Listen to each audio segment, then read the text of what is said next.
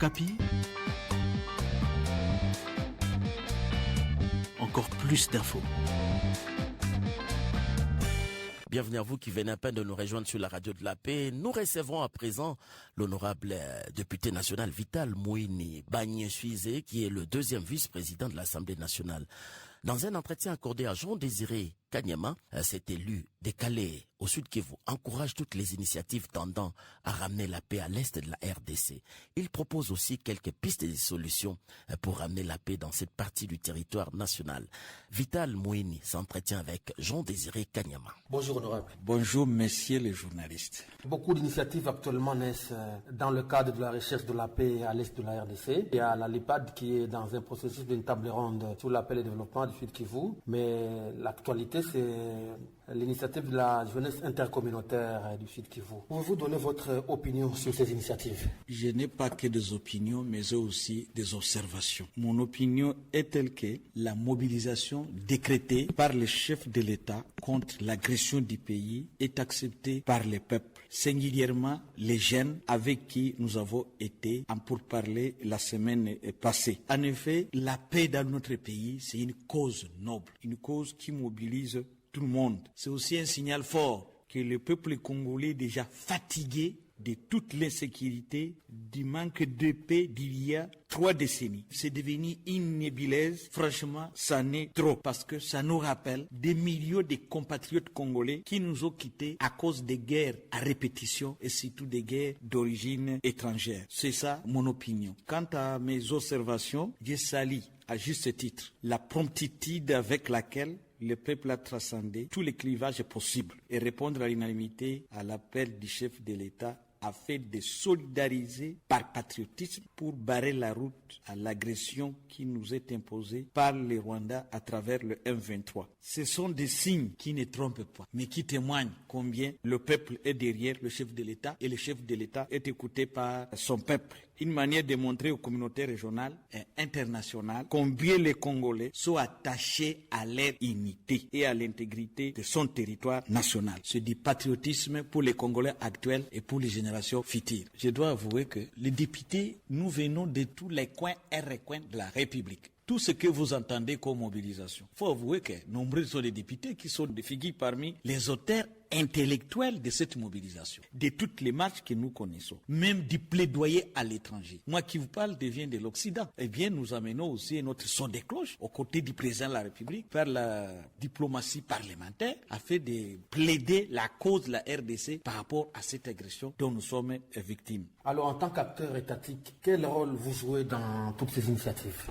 En fait, le rôle que j'ai vu, c'est le rôle du député. Le tout premier rôle du député, c'est la représentation. D'abord, c'est l'écoute active de mes électeurs, de la circonscription de Calais, de ma province et de tout le pays. Ça signifie que nous devons suivre, écouter leurs desiderata et les canaliser au niveau de la représentation nationale. Donc l'Assemblée nationale, notre temple de la démocratie. Par exemple, le peuple du Kivu nous a dit ne plus permettre qu'il y ait encore le mixage des armées, qu'il y ait encore intégration des rebelles dans l'armée nationale. C'est ce qui a poussé que notre bureau, que l'Assemblée plénière déclare et prévienne le gouvernement de ne plus jamais intégrer les rebelles dans l'armée nationale. Deuxièmement, quand nous avons reçu le président honoraire, Uhuru Kenyatta, pour de la facilitation, j'ai dit mes électeurs m'avaient chargé de lui dire de focaliser davantage sur les groupes armés étrangers, parce qu'il y a moins de problèmes pour les groupes armés locaux, parce qu'il y a prolifération des groupes armés locaux à cause de ces étrangers là-bas, parce que les gens les font par autodéfense. Et ça, j'étais obligé de les lui dire en swahili pour que tout le monde puisse écouter. Selon vous, quelles sont les causes de cette prolifération des groupes armés à l'Est? Les causes sont multiples, mais il y en a quand même des principales causes de la prolifération des groupes armés en RDC. La première cause, c'est le chômage des jeunes, parce que les jeunes sont la cible et on se sert d'eux comme guerriers. Mais ils sont au chômage, et le chômage, je les qualifie toujours de cancer social.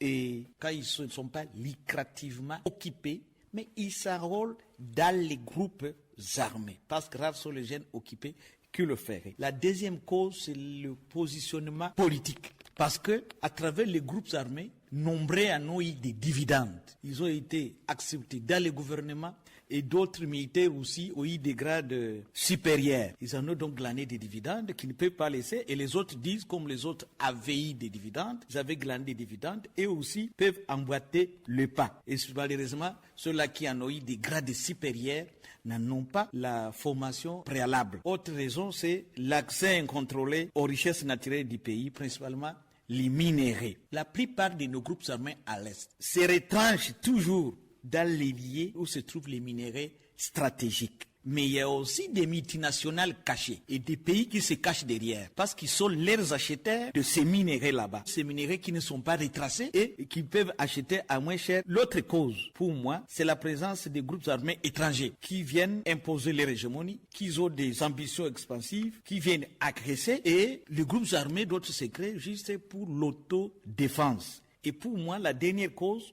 il y a parmi les tribus en RDC qui ont échoué l'intégration, ils ne veulent pas s'intégrer et ils se victimisent tout le temps. Alors pourtant nous sommes une mosaïque de peuples, 450 tribus, il y en a qui veulent être congolais tout en gardant d'autres intérêts, ils roulent pour d'autres pays pendant qu'ils sont congolais. Donc c'est un problème de patriotisme, un problème de nationalisme. Maintenant que les principales causes sont connues et citées par vous-même, quelles sont les pistes de solution pour qu'on puisse arriver finalement à la paix? Le chômage n'a pas d'autre solution qui est de créer des emplois pour les jeunes. Et je suis content parce que nous avons un programme de démobilisation et réinsertion communautaire, DDRC, n'est-ce pas? Pour le chômage, j'ai des propositions concrètes. Nous devons initier, proliférer même des centres d'apprentissage et exercice des métiers pour faire de nos jeunes des hommes et des femmes qui créent des emplois et non des quémandeurs d'emplois.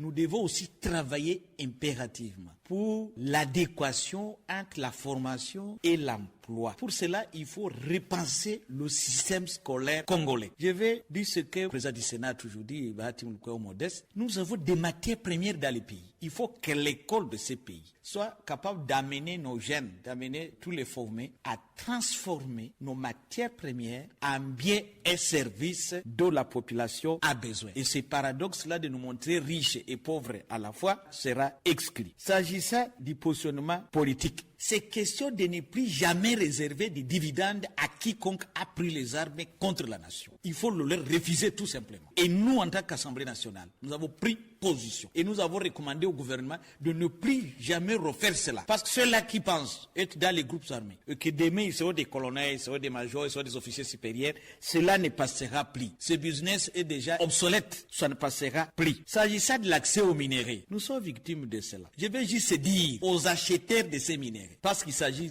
je parle des multinationales, je parle des pays qui achètent ces minéraux creusés par ces groupes armés, de ne pas passer par des fenêtres. Nous sommes un pays hospitalier ouvert et on est en train d'améliorer le climat des affaires dans le pays. Qu'ils viennent officiellement, ils vont creuser nos minéraux, nous serons dans les contrats win-win, gagnant-gagnant et nous allons bien marcher au lieu de passer par les groupes armés parce qu'ils trouvent des minéraux décents. S'agissant des groupes armés étrangers, parce que nous avons des tireurs de ficelles de part et d'autre. Je vais paraphraser ce que disait mon président Bosso, Kodia Christophe, qui disait seulement il faut quitter les groupes armés. Là, on ne s'adressait pas seulement aux groupes, à ces gens-là des combattants exactement, on s'adresse aussi à tous les tireurs de ficelles. Parce que nous les avons aussi dans les villes, nous avons aussi partout. Nous les avons aussi chez ces multinationales là-bas et ces pays qui achètent donc ces minéraux. Alors, s'agissant des groupes armés étrangers, il n'y a pas de solution que de frapper directement les groupes armés étrangers. Parce que là, ils violent l'intangibilité de nos frontières. Là, nous sommes appelés à solliciter quiconque est ami à notre pays de nous aider à régler ces problèmes. Le président de la République a parlé de quelque chose que j'ai retenu quand il s'est adressé aux jeunes pour constituer dans les villages, dans les sous-villages, dans les avenues, dans les quartiers, partout, dans toutes les entités,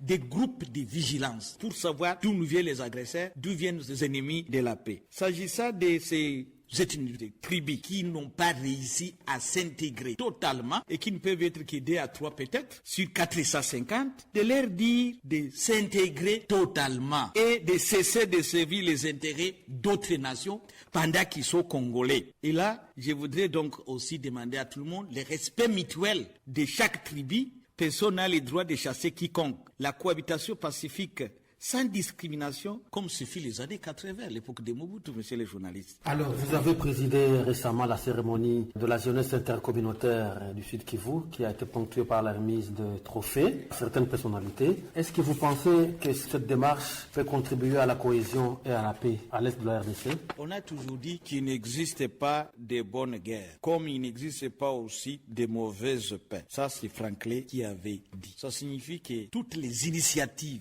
de nous rencontrer pour la question de paix, je crois qu'on est ouvert, mais évidemment avec autant de conditions. Pour moi, j'ai ma confiance dans ce qui va se passer à Nairobi. Et vous verrez que tous ceux-là, qui sont effectivement groupes armés congolais, ils vont adhérer à ce processus. Ceux-là qui n'adhèrent pas, ils ne portent pas les Congos, ça suffit, ils sont soutenus à l'extérieur. Et ils ne sont pas donc dans la logique de la paix. Et quand vous parlez de la mobilisation des jeunes, c'est vrai.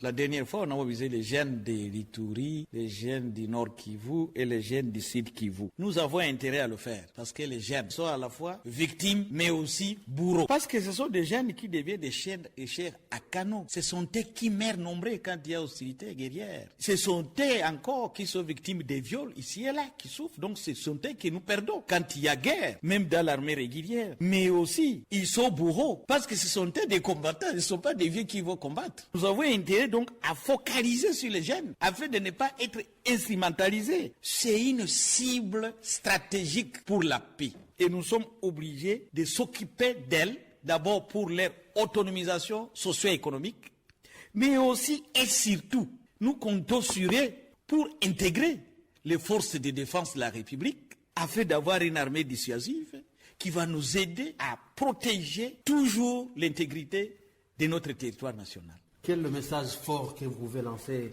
aux Congolais à cette occasion, aux Congolais qui nous suivent? Je voudrais d'abord en appeler à la conscience de toutes les Congolaises et de tous les Congolais. Nous devons être conscients que nous sommes victimes d'un complot. Nous devons être conscients que nous appartenons à une partie utile de l'Afrique. Et cette guerre, elle est d'ordre économique. Et nous devons alors savoir nous défendre parce que nous serons toujours convoités. Nous devons être dissuasifs. En synthèse, nous avons un héritage de nos pères, de nos ex-dirigeants qui nous ont laissé leur mot d'ordre. Il y en a tellement, mais je peux citer en passant, Laurent Désiré Kabila nous a demandé de ne jamais trahir les pères de la démocratie. Tshisekedi Wamulumbu. Il nous a demandé de nous prendre en charge. Ça signifie nous intégrer dans l'armée et nous défendre. Kabila Joseph. Il a dit aussi, comprenez ma passion pour le Congo. La passion, c'est grand amour pour ce pays. Nous devons l'aimer parce que nous n'avons pas un autre pays. Aussi, le président Tshisekedi ne cesse d'en appeler à l'unité de